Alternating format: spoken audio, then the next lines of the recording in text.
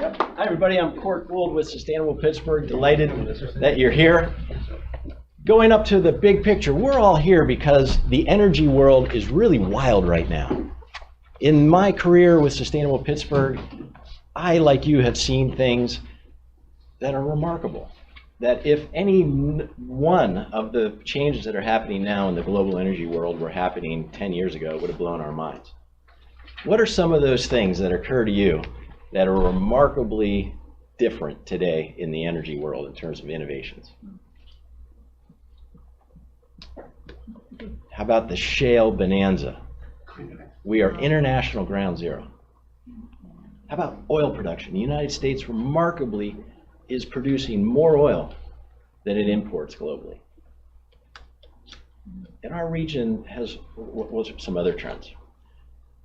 Solar photovoltaic panels, sort of like Moore's law in computers.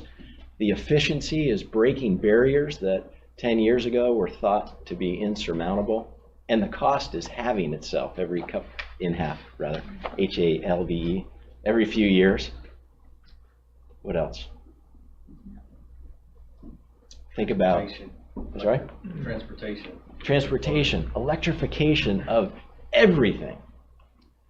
I have a relative, pseudo-relative through marriage, who was the chair of the board of Ford Motor Company.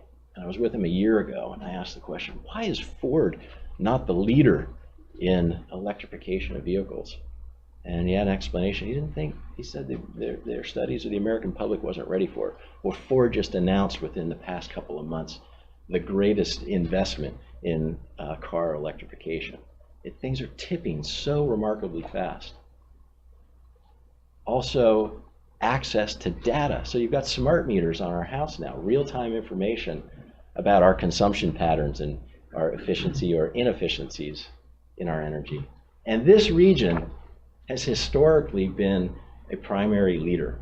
We all know the story of Pit Hole in Titusville with the first exploration or drilling of oil on planet Earth, and literally created the fossil economy that has lifted so many boats worldwide. We had the first, I understand, gasoline station in the country where you could fill up your Model T by just pulling up to a pump. What are some other, Driverless vehicles. Yeah, autonomous vehicles right now. Amazing that companies are flocking to the Pittsburgh region for investment. Zaheen. Microgrid technologies are coming on. Yeah, microgrid, off-grid. These new technologies are enabling whole new innovations. So our region long has been a big innovator. There's another area of innovation that's happening really fast, and that's this topic of renewable energy. And one of the additional points of acceleration is the acronym ESG. Stands for Environment, Social, and Governance. It refers to the measures that the markets, the investment community, the portfolio managers and insurers are looking at when they're trying to figure out what companies globally, domestic and locally, would be good investments.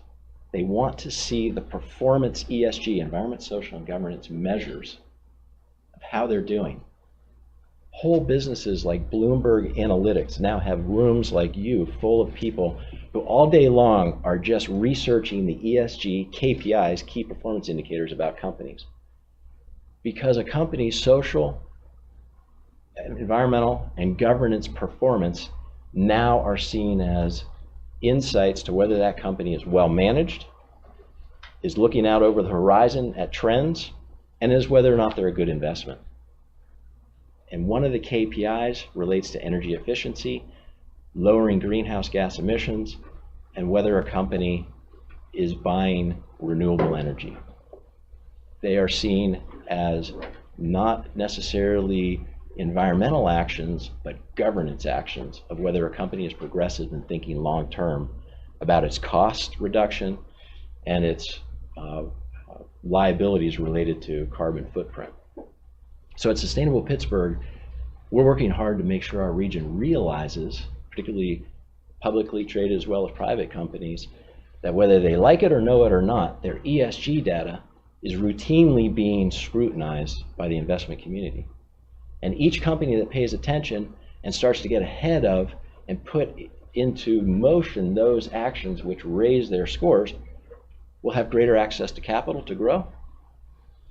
And as more and more companies do that, our region's economy as a whole gets stronger. So this is one of those areas that goes with energy innovation, because ESG KPIs favor low carbon, energy efficient, cost saving, and renewable energy. But our region's behind. So a couple years ago, and I'll pass this around, people might be familiar with it, we conducted the nation's first energy profile of a large region. We used the 32 county region called the Power of 32. It's crossing 4 states, 32 counties in Pennsylvania, Maryland, Ohio, and West Virginia, to look at our region's energy profile. And as you would expect, coal is king, natural gas is growing, but the production and the consumption of renewable energy in our region is a rounding error, 2% or less. One of those trends I mentioned is renewable energy is the fastest form of growing energy production in the United States right now. And it blew my mind to learn from Sharon that the fastest growing job in America right now, wind turbine engineer. Can you believe it? Just a few years ago, you would not have believed that. So at Sustainable Pittsburgh, we strategically are asking the question, how can we, in this flow chart, dramatically increase the production and consumption of renewable energy, as it's good for, obviously, the environment, but it's good for the economy, and those companies that are procuring renewable energy will have greater access to capital to grow and prosper and thrive, and in step with the markets favoring those institutions. So there's been a trend with the uptake of renewable energy for quite a while, where institutions and companies are reaching for renewables, but what has been primarily available to them are the renewable energy credits, the RECs. So when you put up a windmill or a solar panel or a hydroelectric facility, you have 2 products that you can sell into the market. One is the true electrons, and the other is the fabricated market value of the pollution reduction that's created by renewable energy coming into the grid and displacing less clean fossil energy.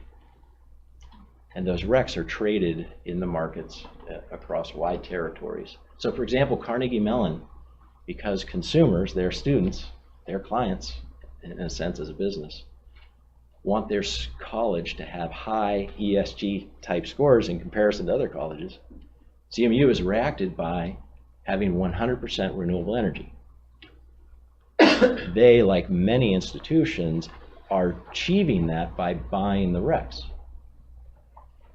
But the story goes that in this world now of transparency and access to data on our smartphones, the higher ESG scores in the marketplace are accrued to those that go beyond buying RECs and actually can take credit for being part of the investment to create true new renewable energy production. That is, steel or carbon fiber or fiberglass in the ground. Windmills, solar panels, hydroelectric.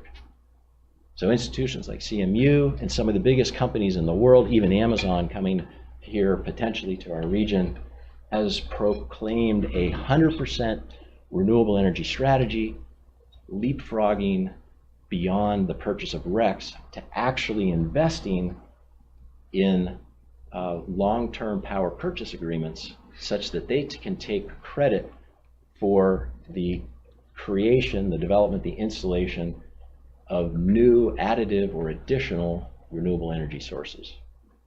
What I'm talking about largely in this strategy that I'm leading up to on that flow chart is large-scale renewable energy, of how can we as a region catch this energy wave, accelerate it, be part of the market force introducing it here, and go beyond what the market is doing.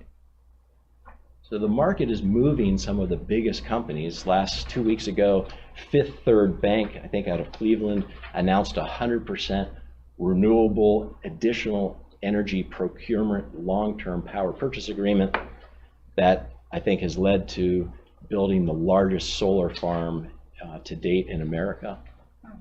Nestle's just acquired and made the long-term commitment to build new renewable energy for 90% of their energy consumption.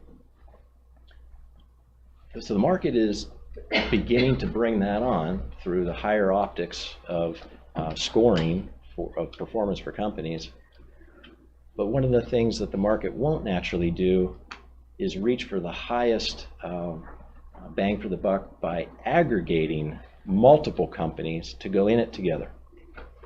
So at Sustainable Pittsburgh, we have partnered with a company that advises large energy consumers on their renewable energy purchase strategies, and goes further to bring multiple companies or institutions together to commingle or multiply their purchasing power, so as when they go out to bid for renewable energy installations, they can have the benefit of leveraging the volume of what they're ready to commit to over many years.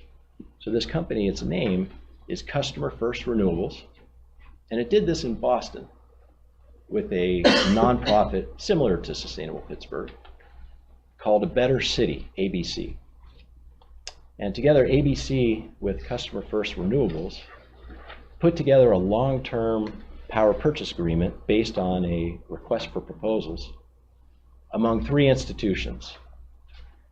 They were the Boston Medical Center, MIT, and a small development company.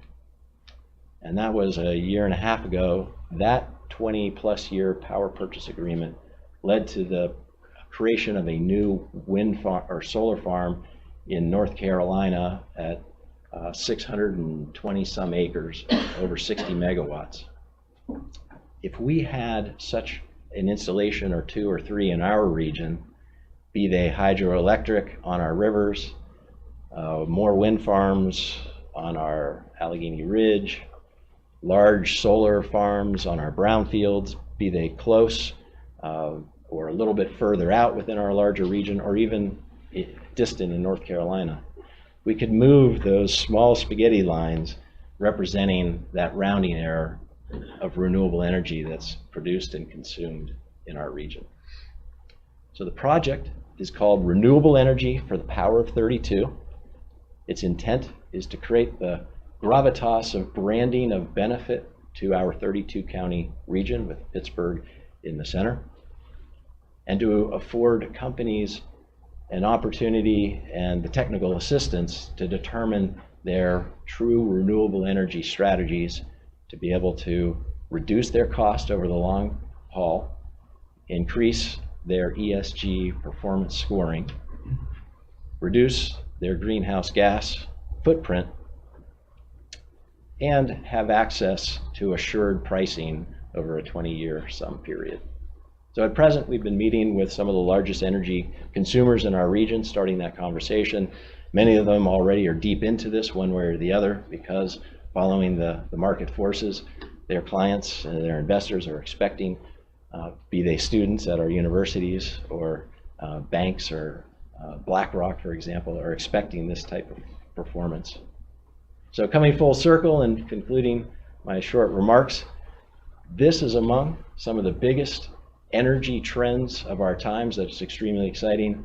Our region, having been a forerunner in energy innovations, can't afford to not be on the leading edge in taking credit for helping America to bring on the installation and production of true additive renewable energy.